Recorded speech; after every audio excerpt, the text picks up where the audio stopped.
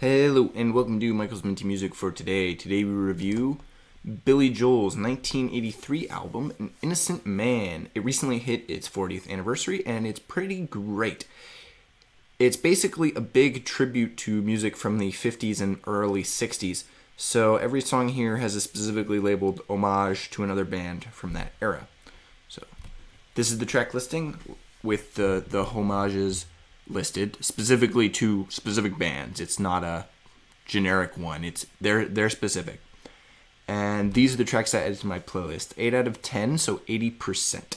This album's really great, but it's a little weird because the homage aspect. The songs have aged really well, but the overall sound is a little weird because it doesn't really sound like anything specific. It sounds like a mishmash. It flows pretty well. The songs sound kind of timeless because they're 80s songs written, or they're sort of 50s songs written in the 80s. So that's really nice. The only issue is that the good songs here got super overplayed.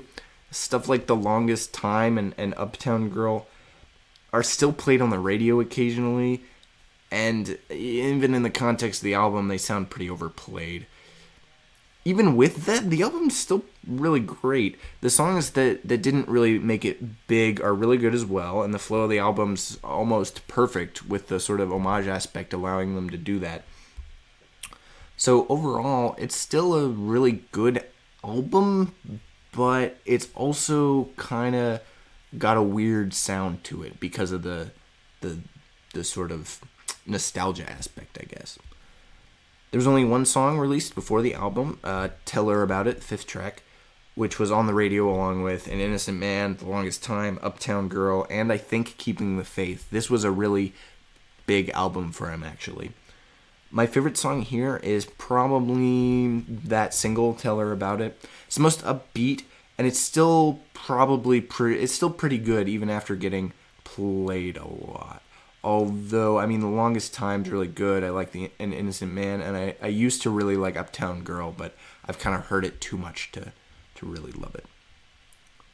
Now, I rank this album 8th out of Billy Joel's 12 albums, not because this album is bad, but because Billy Joel has a lot of really good albums that are more sort of together. They have a better sound than this album, and they're a little bit less overplayed.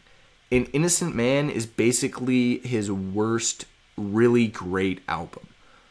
All the albums below this one are just sort of good, and all the albums above this one are really great or perfect. They just all have a more consistent sound, right? Stuff like 52nd Street and The Stranger is more consistent in how it presents itself, has a better sound overall.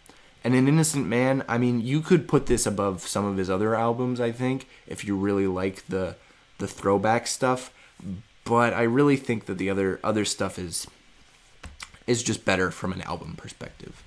Now, this album doesn't take my top spot from 1983. That goes to Synchronicity from The Police, which is really good, and it's really close here.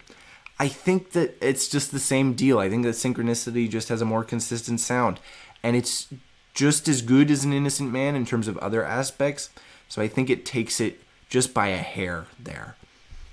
I think this was really close, but I think that Synchronicity is just more together, which is surprising because Synchronicity is not a super together album, but it's better than the sort of nostalgia of An Innocent Man. Next up is Avril Lavigne's 2011 album, Goodbye Lullaby, which sounds like it could be a little slower, but I'm not sure about that one, so stay tuned for that, and as always, stay minty.